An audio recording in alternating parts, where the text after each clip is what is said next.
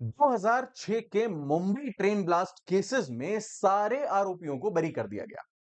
Bombay high court का जब यह डिसीजन आया है, उसके बाद से लगातार कोर्ट, जस्टिस सिस्टम एंड जजेस की बुराइयों से भरा पड़ा है पूरा का पूरा internet, including the WhatsApp groups, the Instagram, social media post, websites, threads, law blogs and what not. So much so कि इन सब का प्रभाव हमारे सामान्य अपने दोस्तों, परिवारों, रिश्तेदारों पर भी पड़ता है। जब वो इन चीजों को देखते हैं, उनका भी विश्वास उठता है इस जस्टिस सिस्टम से। क्यों किया होगा कोर्ट ने ऐसा? What was the reason behind it? क्या सोच करके सारे 12 के 12 लोगों को अक्विट कर दिया? क्या मतलब किसी ने ब्लास्ट ही नहीं किया है क्या? यही सवाल बहुत सारे लोगों के दिमाग में घूम रहे थे। इन्हीं सवालों को कई सारे लोगों ने मुझसे पूछा। उसका जवाब आज के इस वीडियो में देते हैं। एक चीज सबसे पहले अपने दिमाग में ध्यान रखो। कोर्ट कोई भी अगर निर्णय दे रहा है, तो उस निर्णय के 3 भाग होते हैं, और 3 भाग से ज्यादा। आइए उसको डिस्कस करते हैं। सबसे पहला भाग होता है कोर्टरूम कॉन्वर्जेशंस। वो निर्णय का भाग नहीं होता। कोर्टरूम कॉन्वर्जेशंस ये निर्णय का भाग नहीं होते। कोर्ट कई बार बातचीत भी करता है। आपने कोई दलील दी, कोर्ट को वो दलील समझ में नहीं आई, जज को समझ में नहीं आई, उसने कोई क्रॉस क्वेश्चन पूछ लिया। उस क्रॉस क्वेश्चन को उठा करके इस तरीके से पोर्ट्रे किया जाता है कि मानो वो जजमेंट है। दूसरा, opinion of the court. Opinion of the court, जिसको ऑबिटर डिक्टा भी कहा जाता है। ऑबिटर डिक्टा या opinion of the court binding नहीं होती, वो सिर्फ कोर्ट का एक ओपिनियन होता है। उसकी कोई लीगल प्रेसिडेंशियरी वैल्यू नहीं होती। उसको आगे के केसेस में इस्तेमाल नहीं किया जाता है। इस्तेमाल किसको किया जाता है? जो जजमेंट का मेन ऑपरेटिव पार्ट है, जिसको हम बोलते हैं रेशियो या फिर रेशियो डेसिडेंडाई। रेशियो को इस्तेमाल किया जाता है आने वाले जजमेंट्स में आधार के तौर पर। हमेशा जब भी आप देखें कोई भी ऐसा पोस्ट, तो यह देखिएगा कि ये रेशियो है, ऑबिटर है, या कोर्ट में हुई कोई बातचीत है। लेकिन खैर, इस वाले निर्णय में तो जो अक्विटल का निर्णय है, उसका कुछ तो रेशियो होगा। रेशियो मतलब होता है reasoning, the operative part of the judgement. निर्णय के पीछे का कारण कुछ तो रेशियो होगा। कोर्ट आंख बंद करके पॉलिटिकल पार्टीज के इन्फ्लुएंस में आकर के पैसे खा के जजमेंट कर रही है, ऐसा नहीं है। आपके भारत का जस्टिस सिस्टम उतना कॉम्प्रोमाइज नहीं है जितना आपके दिमाग में लग रहा है। मैं इस बात की पूरी गारंटी नहीं देता, कंसिडरिंग कि कुछ जजेस के ऊपर आरोप भी लगे हैं, कुछ जजेस के ऊपर महाभियोग भी चला है या चल रहा है। मैं पूरी की गारंटी भले ना दूं, लेकिन मैं ये जरूर कह सकता हूं कि जस्टिस सिस्टम जितना सोशल मीडिया पे कॉम्प्रोमाइज दिखता है, उसका आधा भी नहीं। खैर, अब ये चीज समझिए। कारणों में सबसे पहला और सबसे जरूरी कारण, compromise testimony of I witnesses. जो एटीएस का केस था, एंटी टेररिज्म स्क्वाड का जो केस था, वो निर्भर कर रहा था आई विटनेसेस की टेस्टिमनीज पर। कौन से आई विटनेस? टैक्सी ड्राइवर, जो 3.5-4 महीने बाद स्वयं प्रकट होकर के कहते हैं कि हां, ये हमारी टैक्सी में थे। जब ये पूछा गया कि साहब, क्या तुम्हें याद रहता है कि कितने लोग तुम्हारी टैक्सी में बैठे हैं? In a city like Mumbai, in a metropolitan city like Mumbai, एक टैक्सी में दिन में 50 लोग बैठते हैं। क्या 3.5-4 महीने बाद आपको एक व्यक्ति का चेहरा एग्जैक्टली याद रहेगा और ये याद रहेगा कि वो क्या कर रहा था? ये होना बहुत ज्यादा प्रोबेबल नहीं लगता। साथ ही साथ इन टेस्टिमनीज में बहुत सारे गैप्स थे, इन टेस्टिमनीज में बहुत सारे लैकुना थे। जिस व्यक्ति को आई विटनेस के तौर पर स्केच आर्टिस्ट से मिलवाया गया था, उसकी टेस्टिमनी कभी हुई ही नहीं, उसको कभी रिकॉर्ड पर लाया ही नहीं गया। सिर्फ इन आई विटनेसेस को, जो टैक्सी ड्राइवर्स हैं, जो 2-3 महीने बाद, 4 महीने बाद प्रकट होकर के कह रहे हैं हाँ हमने देखा था, उनकी टेस्टिमनी पर कितना रिलाय किया जा सकता है? ये पहला सवाल था। दूसरा सवाल जो कोर्ट में उठा, वो था excessively coerced confessions. What do we mean by excessively coerced confessions? जो भी आरोपी थे, जो ये 12 अक्यूज लोग थे, इन्होंने एलिगेशन लगाए थे कि साहब, हमसे जो कन्फेशन लिया गया है ना, उसके लिए हमें मारा गया है, हमें इलेक्ट्रिक शॉक्स दिए गए हैं, हमें कई कई दिनों तक सोने नहीं दिया गया है, हमारी टांगों को ऑपोजिट दिशाओं में खींच करके हमें टॉर्चर किया गया है, और बहुत लंबी लिस्ट दी थी टॉर्चर्स की। नॉट जस्ट दैट, ये list of tortures was confirmed by a government medical college as well. इनका मेडिकल एग्जामिनेशन होने में यह पाया गया कि वाकई इन लोगों के साथ इतना टॉर्चर हुआ है। इतने टॉर्चर के बाद संभव है कि कोई व्यक्ति जिसने गलती ना भी करी हो, वो अपना गुनाह कबूल ले। हाँ साहब, मैंने किया, बस मारना पीटना छोड़। 10 दिन, 12 दिन, 15 दिन, महीना भर, 2 महीने अगर किसी को टॉर्चर पे टॉर्चर किया जाए, बहुत संभावना है कि वो टूट जाए। सेकंड, जो भी कन्फेशंस थे, they were found to be verbatim. सबके कन्फेशन सेम शब्द, ग्रामेटिकल एरर्स तक same, everything in those confessions was A to Z same. What are the odds of that कि 12 लोग अलग अलग कन्फेशन दे रहे हैं और डिट्टो सेम कन्फेशन दे रहे हैं, सेम ग्रामेटिकल मिस्टेक्स के साथ, वो भी इतने टॉर्चर के बाद।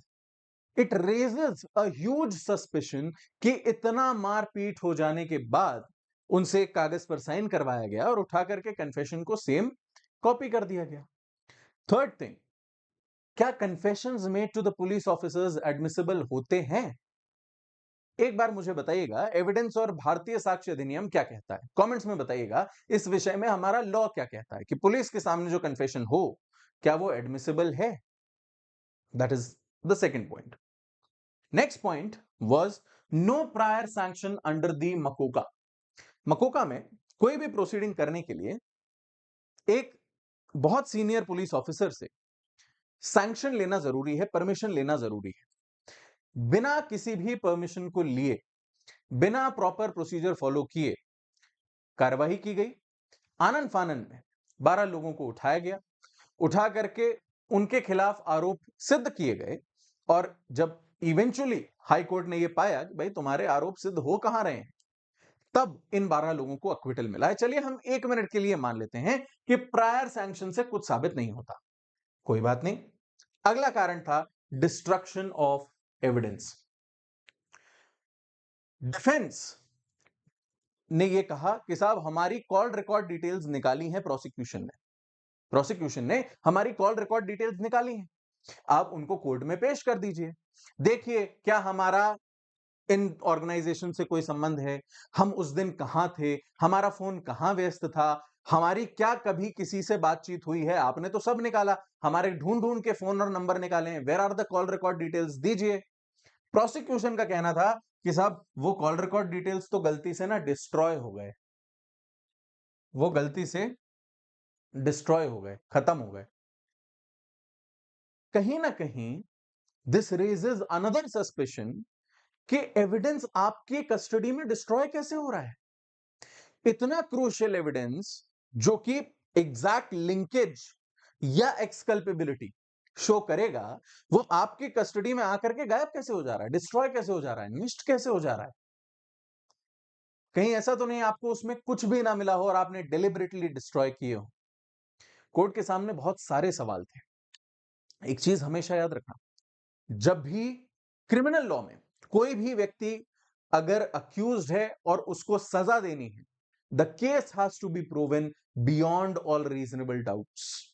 डाउट नहीं बचना चाहिए, और यहां तो डाउट्स की कोई कमी नहीं, चाहे वो आई विटनेस टेस्टिमनी हो, चाहे वो कोर्जन हो, चाहे वो आपका एग्जैक्टली सेम रिटन कन्फेशन हो, चाहे वो लैकुनाज इन फाइंडिंग हो, चाहे वो प्रोसीजरल इरेगुलरिटी हो, चाहे डिस्ट्रक्शन ऑफ एविडेंस हो। इनफैक्ट इन्होंने, प्रोसिक्यूशन ने कोर्ट में यह तक माना कि साहब हमारे जितने भी एविडेंस थे वो पूरे टाइम सील्ड नहीं थे, वो कहीं ना कहीं इधर उधर लोगों के टच में आ सकते थे,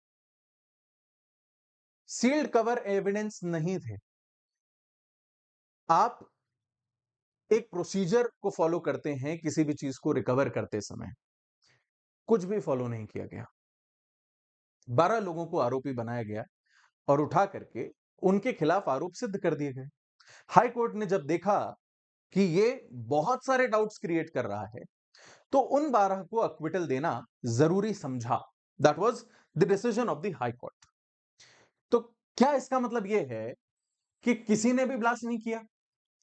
क्योंकि मेरे एक व्हाट्सएप ग्रुप पर ये आया था, मेरे फैमिली ग्रुप, सुप्रीम कोर्ट को तो ऐसा लगता है किसी ने मुंबई ब्लास्ट ही नहीं किया। सुप्रीम कोर्ट पहली चीज नहीं, it is Bombay high court. Supreme court ने हाँ उनके एक्विटल को अभी होल्ड नहीं किया है, उनको जेल जाने से मना किया है, तो सुप्रीम कोर्ट भी आप कंसिडर कर सकते हो, पर बॉम्बे हाई कोर्ट है मेनली है। दूसरी चीज, उनके हिसाब से ऐसा नहीं कि किसी ने ब्लास्ट नहीं किया, उनके हिसाब से यह है कि इन 12 लोगों ने ब्लास्ट नहीं किया। ये जो 12 लोग आप पकड़ करके लाए थे, इन्होंने नहीं किया। That means investigation was shoddy. That means कायदे से इसकी जांच नहीं की गई। दैट मीन्स सही व्यक्ति को पकड़ा नहीं गया, और अगर किसी को पकड़ा गया तो उसके लिए किए गए जितनी भी जांच है, जितने भी डॉक्यूमेंट है, जो भी आप प्रोड्यूस कर रहे हो, they are absolutely insufficient to prove their guilt.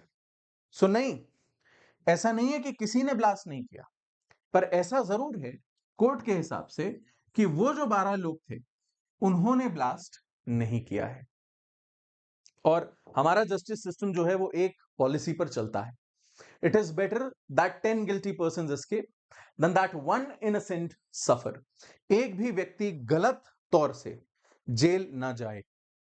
कोई गिल्टी व्यक्ति छूट जाए, चल जाएगा, एक बार के लिए उसको बर्दाश्त किया जा सकता है, लेकिन अगर कोई निर्दोष व्यक्ति जेल की हवा खा रहा है, उससे ज्यादा बड़ा फेलियर ऑफ जस्टिस सिस्टम और नहीं हो सकता, ऐसा कोर्ट्स का मानना है। अब इसी विषय में थोड़ी और आपको बात बताता हूं। ये किताब एक मैंने पढ़ी थी, framed as a terrorist. Framed as a terrorist इन भाई साहब की, मोहम्मद आमिर खान की कहानी पर आधारित है। His 14 year struggle to prove his innocence. ये किताब मेरे पास रखी है, एंड कॉन्सेप्ट यही है। इनका ये कहना है कि साहब जिस दिन एक आतंकी गतिविधि हुई और मुझे आरोपी बना करके पकड़ लिया गया, उस दिन मेरे आस पड़ोस वाले, मेरे एम्प्लॉइज, मेरे परिवार वाले, मेरे एम्प्लॉयर्स, मेरे सब लोगों ने, समाज ने ये मान लिया कि मैं आतंकवादी हूं।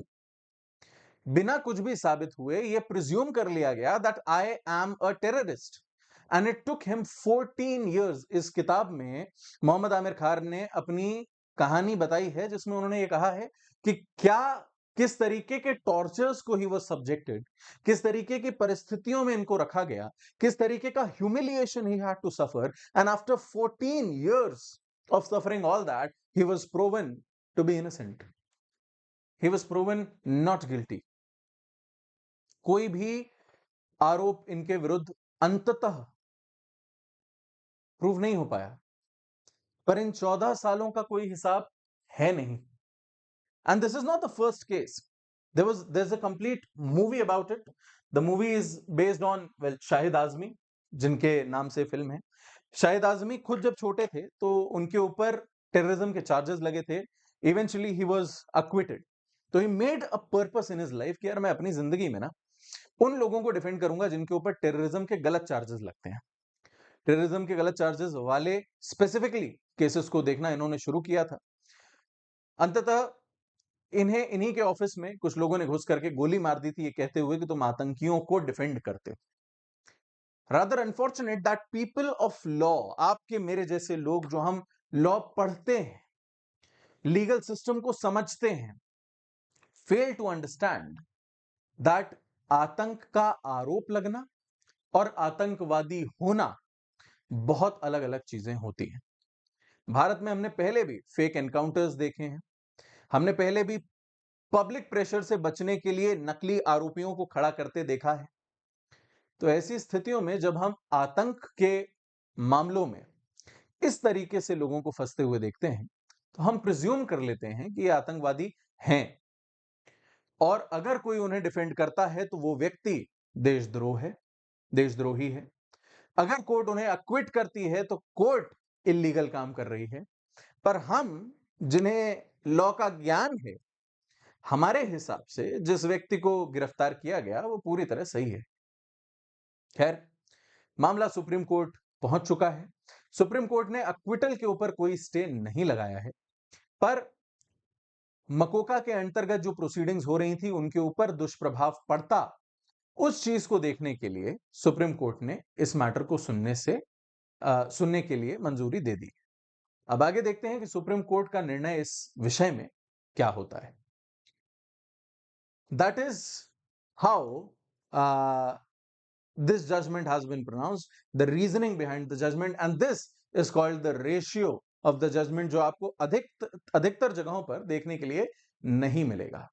रेशियो एक ऐसी चीज है कि निर्णय आया तो आया क्यों, कानून क्या कहता है, लॉ पॉइंट क्या कहता है, जजमेंट्स क्या कहते हैं, कमियां क्या थी, वो रेशियो होता है। हम जजमेंट्स तो बहुत आसानी से पास करते हैं, बट जजेस का जो जजमेंट होता है, it has to have some reasoning behind it that is backed by law. ये चीज अपने दिमाग में हमेशा रखिएगा।